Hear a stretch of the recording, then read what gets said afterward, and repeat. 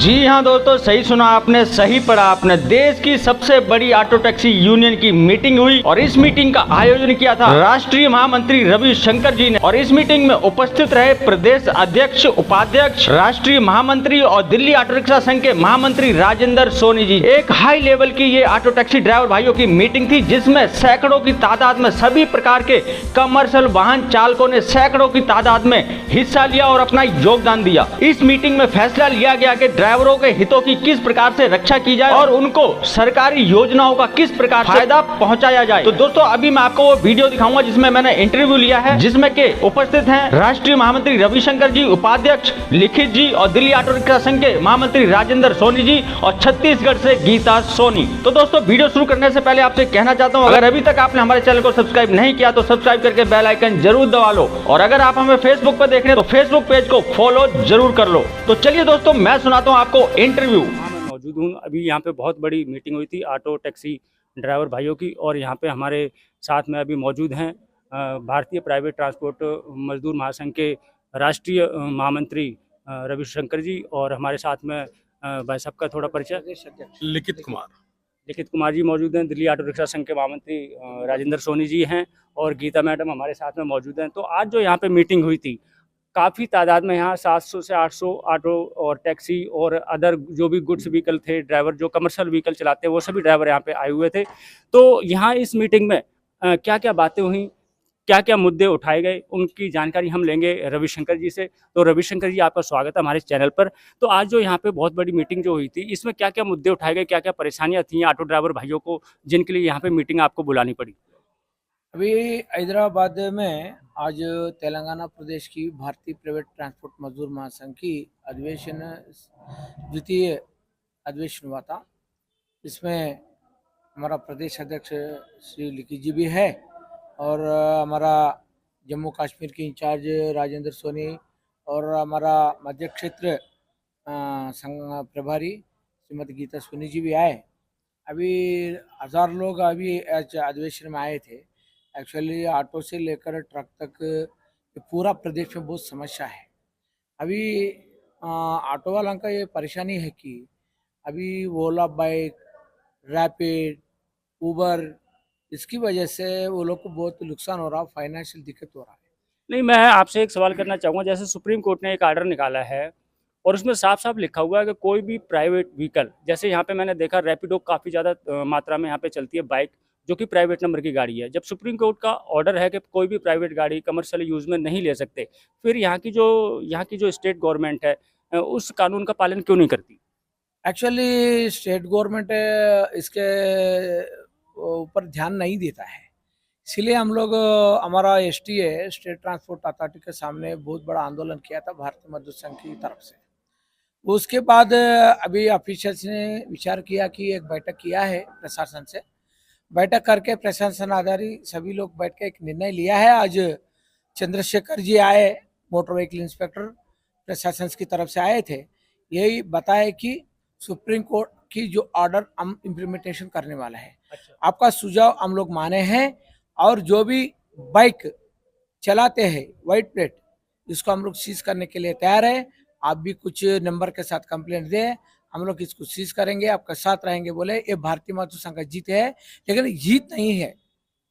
और ये प्रशासन से क्या करना है, ये चीफ मिनिस्टर हो, परिवहन मंत्री हो, इसको पूरी की पूरा ध्यान देके इसका एक जीवन निकालना चाहिए, एक नोटिफिकेशन देना चाहिए कि ये ओला, उबर, रैपिड जो बाइक नहीं चलना चाहिए। अगर चला है तो इसको इमीडिएटली पकड़ के सीज करेंगे। वहाँ या ऐसी जो गाड़ी जिंदगी भर बाहर नहीं आएगा, ऐसा जो नोटिफिकेशन निकालना चाहिए। ऐसा नोटिफिकेशन जब तक आएगा वो उस समय तक हम लोग बहुत आंदोलन करेंगे, ऐसा बोल के इधर चालक ने निर्णय लेके गए। तो दोस्तों, जैसा कि आपने सुना, रविशंकर जी ने बताया कि जब तक ये ओला, उबर, रैपिडो, बाइक टैक्सी जो यहाँ पे इलीगल तरीके से चलती है, ये पूरी तरीके से बंद नहीं करवाएंगे, तब तक ये शांत नहीं बैठेंगे।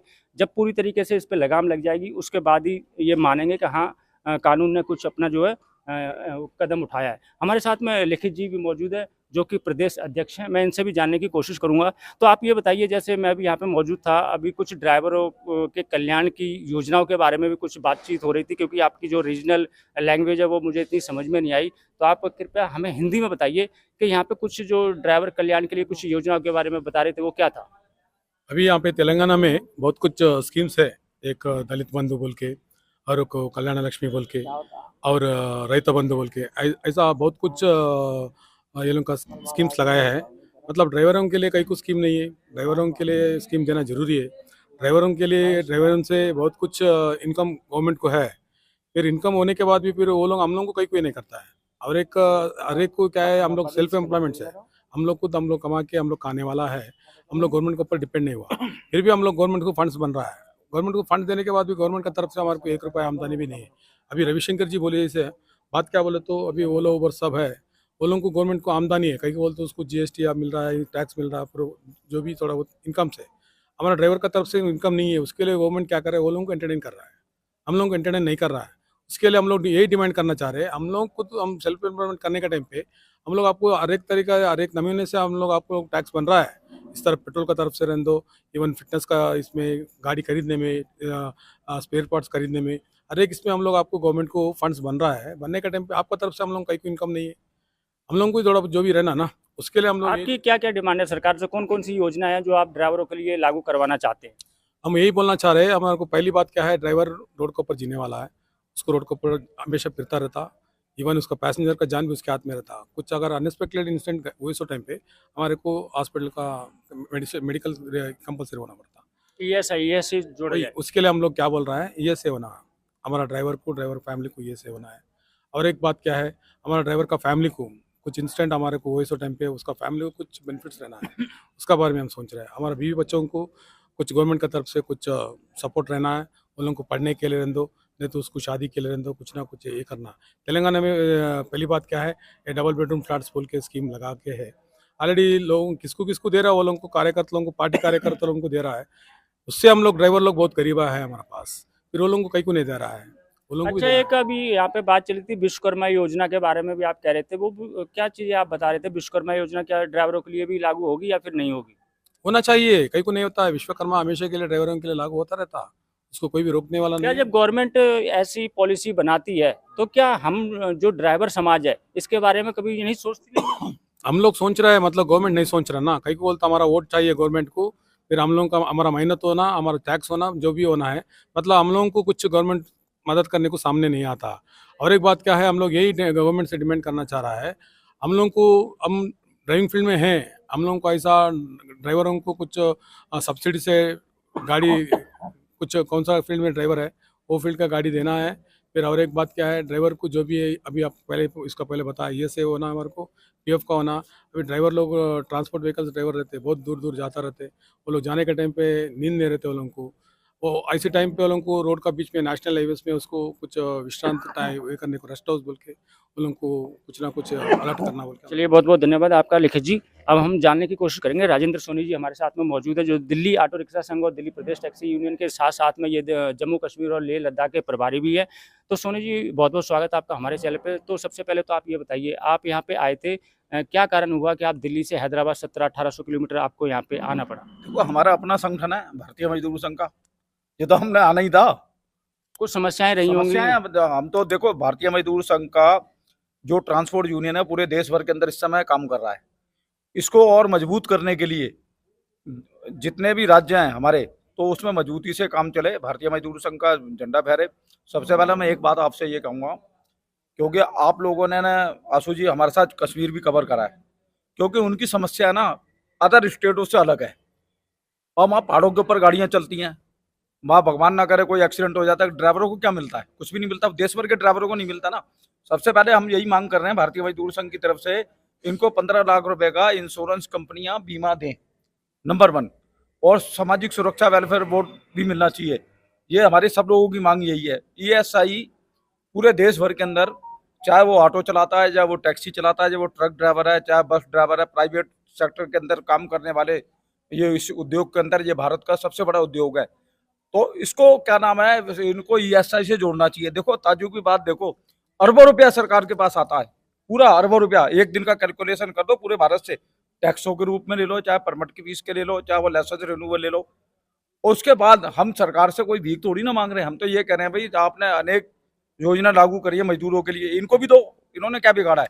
अच्छा, ये बात बताइए, क्या आपको लगता है कि ये जो मामला है, जैसे आपने एक कहावत सुनी होगी, कभी सीधी उंगली से घी नहीं निकलता, तो क्या ये आपके जो मसले हैं ये इसी प्रकार शांति स्वभाव से निपट जाएंगे या आपको आपकी जो मांगे हैं वो मान ली जाएंगी? देखो एक मैं बता दूं आपको, मेरे को लगभग 35 वर्ष हो गए काम करते हुए। 35 वर्षों में मैंने कई सरकारें देखी हैं, केंद्र की उतरी भी हैं और चढ़ी भी हैं, आई भी हैं। सरकारों से हमारी उम्मीद होती है भाई आप ये चीजें हमें दे दो, और हमें ये लगता है अगर ये केंद्र सरकार दे देगी ये जो 4-5 चीजें हम कह रहे हैं, तो उसमें क्या होगा, ये 7 जन्म पूरे भारत के ट्रांसपोर्टर इनकी जय जयकार करेंगे केंद्र सरकार की। भाई आपने इनको ईएसआई मिल जाएगी, सामाजिक सुरक्षा वेलफेयर बोर्ड मिल गया, और क्या नाम है आपको इंश्योरेंस के अंदर ड्राइवरों के लिए कंपनियों में 15 लाख रुपए का वो लग जाएगा बीमा। भाई रोड एक्सीडेंट में अगर मारे जाता है मिलता क्या उनको 1 लाख रुपया। आज इंश्योरेंस की कीमतें कितनी बढ़ा दी इन कंपनियों ने, बढ़ाए जा रहे हैं, मगर वो ड्राइवर भाई गाड़ी कौन चलाता है? 90% पूरे देश भर के अंदर ड्राइवर गाड़ी चलाते हैं, वो रात दिन सेवा करते हैं देश की। रात दिन सेवा करने के बाद उनको बेचारों को क्या मिला? उनको तो कुछ नहीं मिला। चलिए, बहुत बहुत धन्यवाद सोनी जी। हमारे साथ में गीता सोनी जी भी हैं जो कि छत्तीसगढ़ से हैं। आप भी ट्रांसपोर्ट जगत में काम करती हैं। तो सबसे पहले मैं आपको जानना चाहूँगा, क्या आपके छत्तीसगढ़ में, जैसे यहाँ पे अभी हमने चर्चा की रैपिडो वगैरह, क्या वहाँ पे भी ये रैपिडो वगैरह चलती है? पहले बात तो छत्तीसगढ़ में ट्रांसपोर्ट यूनियन है ही नहीं, ये में से अन्य यूनियन है, ट्रांसपोर्ट नहीं है। नहीं, मेरा कहने का मतलब है जो ऐप बेस्ड कंपनियां जैसे ओला, उबर, रैपिडो, ये क्या? टोटली यूनियन है लेकिन बीएमएस से जुड़ी हुई नहीं है। प्रॉब्लम में जो यहाँ है वो सब जगह है, तो प्रॉब्लम को सॉल्व करने के पहले हमको वो ट्रांसपोर्ट यूनियन खड़ा करना है, जो कि छत्तीसगढ़ में जमीन स्तर से कार्य शुरुआत हो रहा है, जो मैं ही कर रही हूँ। जानकारी के लिए मेरे बड़े भाई साहब हैं और रविशंकर जी हैं, इन लोगों के साथ में मिलकर कार्य करना है। छत्तीसगढ़ में भी अपने जितने भी ट्रांसपोर्ट यूनियन की जो मांगे हैं, जो उचित है, उनको लाभ दिलाना है। बस यही मकसद है मेरा यहाँ तक आने का। और धन्यवाद इन भाई साहब लोगों का, तेलंगाना स्टेट लोगों को, जिन्होंने इतना बेहतर प्रोग्राम में मेरे को इनवाइट किया और मेरे को भी जानने और समझने का मौका मिला। चलिए, धन्यवाद। धन्यवाद आपका गीता जी। तो दोस्तों, आपने सभी को सुना, जितने भी यहाँ पे पदाधिकारी जी मौजूद हैं, तो सबकी मांग यही है कि ड्राइवर के लिए सरकार को कोई ना कोई ऐसी कल्याणकारी योजना बनानी चाहिए जिससे कि अगर ड्राइवर को अचानक कुछ हो जाए या कोई दुर्घटना हो जाए या कुछ भी हो जाए, तो कम से कम उसके पीछे एक ऐसी योजना हो जिससे उसका घर चल सके।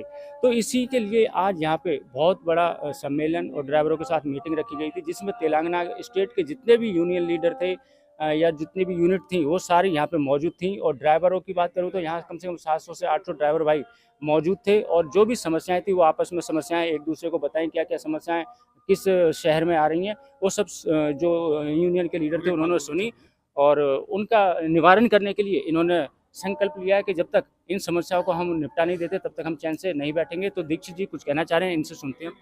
अभी हमारा डिमांड यही है, अभी इन फ्यूचर में ओला उबर कैंसिल करे तो वो लोगों का लाइफ कैसा बोल के सोच रहा है।